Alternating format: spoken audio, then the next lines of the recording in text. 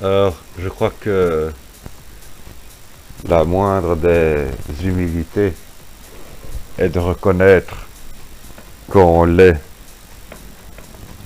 et on l'est toujours, qu'on est pécheur. Mais c'est par honnêteté intellectuelle que je pêche.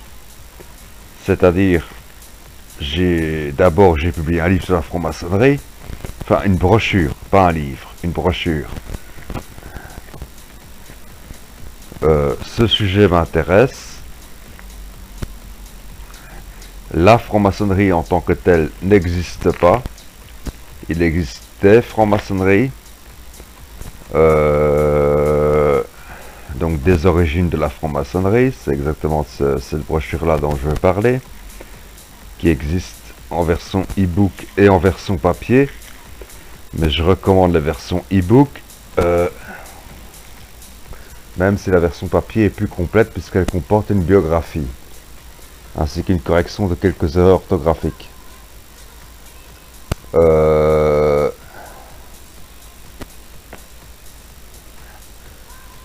La version papier est donc plus complète, mais comme je dis, pensons à l'environnement, e-book, hein, voilà.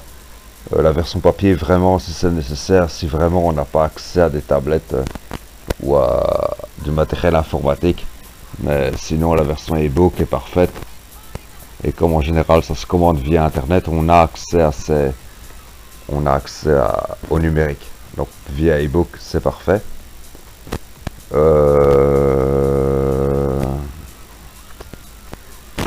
Cette version m'a l'air absolument...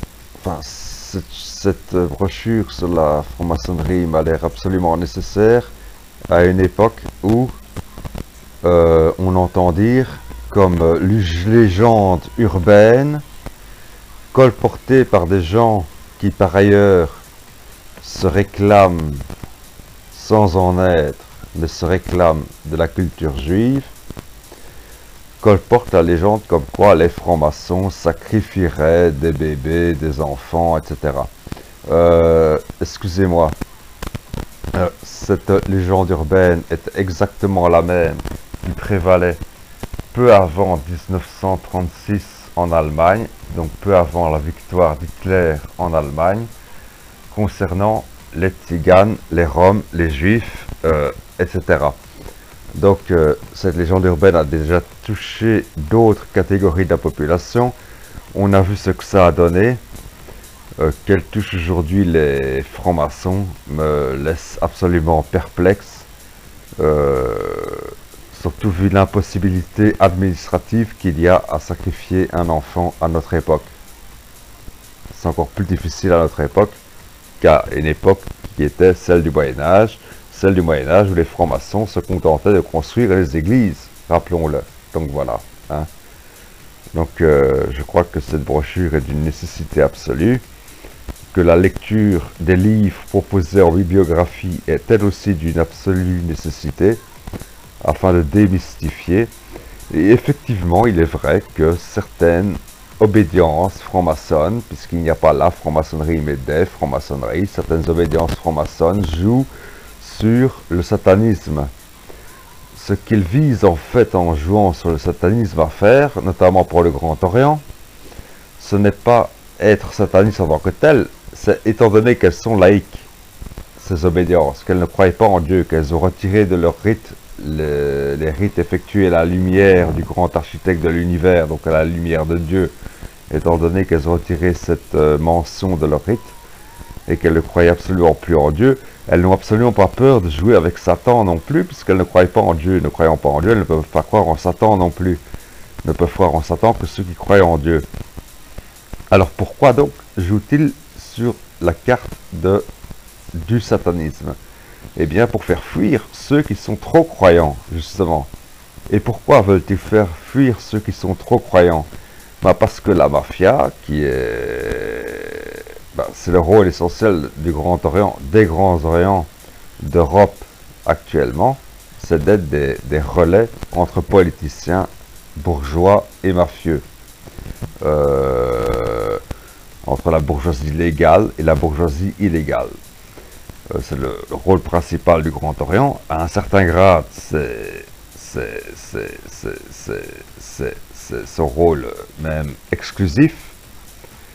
Donc entre bourgeois légaux d'Afrique, d'Europe et bourgeois illégaux d'Europe, et voilà. Et depuis que le pôle de gravité de la mafia est passé de l'Italie très catholique, et où on a toujours l'image de ces films de mafieux qui vont à l'église très pieusement juste après avoir assassiné quelqu'un, et bien, depuis que ce pôle de gravité s'est déplacé en Europe de l'Est et en Russie, on est beaucoup moins pieux, et donc les gens très pieux, on les fuit, on se dit c'est eux qui vont nous trahir, donc on préfère les évacuer en leur faisant peur via le satanisme, afin de pouvoir mener ces activités mafieuses bien à l'aise, tranquilles, entre bons compagnons, enfin si on peut appeler ça des compagnons. Voilà. Bon. Mais sinon, ils n'ont absolument rien de sataniste, c'est simplement pour la galerie, pour faire peur, pour bon voilà. Les vrais satanistes ne se regroupent pas au sein de la franc-maçonnerie. Il y a des églises satanistes qui existent. Elles ne sont absolument pas franc-maçonnes, ces églises. Voilà, tout simplement. Sinon, un autre péché, là, je dirais que sur la franc-maçonnerie, c'est pas un péché, c'est plutôt une volonté de dire, écoutez, à une certaine époque, il y a déjà eu des ragots concernant les juifs, les tziganes, les roms, qui soi-disant sacrifiaient des enfants, que des gens qui se réclament de la culture juive colportent les mêmes légendes urbaines concernant les francs-maçons sans réfléchir à ce qui a permis au nazisme d'éclore. Ça me semble absolument ridicule. Enfin, ça me semble... Mais ça prouve bien qu'en fait, comme on dit, hein, est juif. Maintenant, le problème, c'est que est juif qui dit qu'il est. Hein. Voilà, exactement. Hein. C'est plus est juif qui respecte la loi de Moïse, c'est est juif qui dit qu'il est juif. Voilà.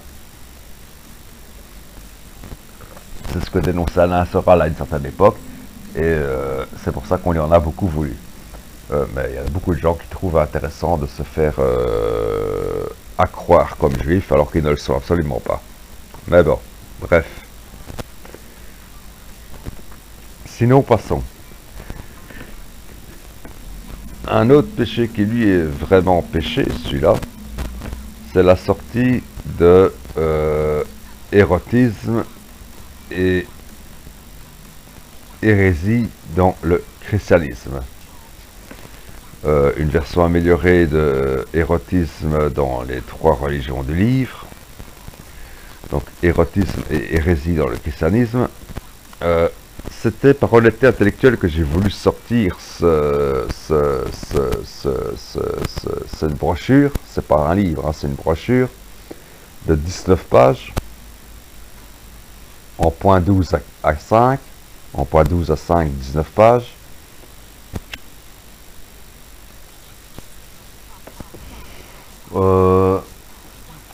Qui est également disponible en papier, mais comme je dis, en papier, c'est d'abord 16 points, donc beaucoup plus grand, des lettres beaucoup plus grandes, et 28 pages, je ne sais plus, enfin bon, c'est... Enfin, du fait même que les caractères sont plus grands, hein, bon. Mais comme je dis, la version papier, la seule amélioration, c'est une biographie, quoi, et des corrections orthographiques. Bon. C'est la bibliographie et des corrections orthographiques. Bon.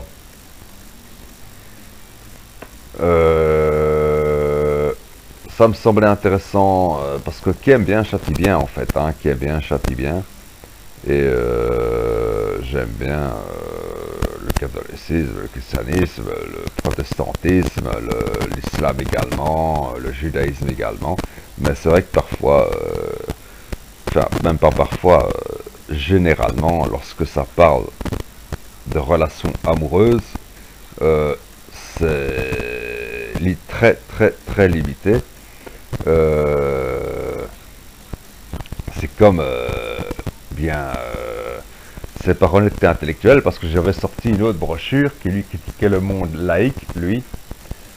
Une brochure intitulée Stérilisons les pauvres.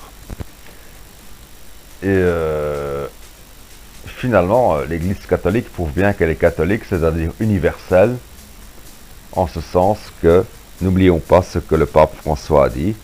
Le pape François a dit, lorsqu'il a visité les pays pauvres, hein, lors de sa première visite, toute première visite des pays pauvres, en Afrique, principalement,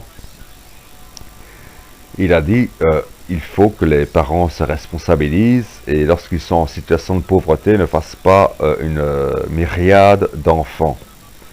Donc, or, qu'est-ce que je reprochais dans Stérilisant les pauvres? Je reprochais qu'à défaut de éradiquer la pauvreté, on éradiquait les pauvres.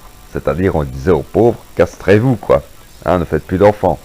Bon, exactement la même parole que le pape François, qui dit, voilà, hein, donc, et qui devient carrément ne baiser plus, puisque on est censé ne baiser dans le catholicisme que pour faire des enfants, puisque l'usage des contraceptifs, aussi bien préservatifs, mais le préservatif c'est un autre problème, là ça tourne surtout autour du sida, mais l'usage des pilules est elle-même interdite dans le christianisme de base catholique, catholique apostolique romain, selon le dogme apostolique romain, l'usage des pilules est elle-même interdite. Pourquoi?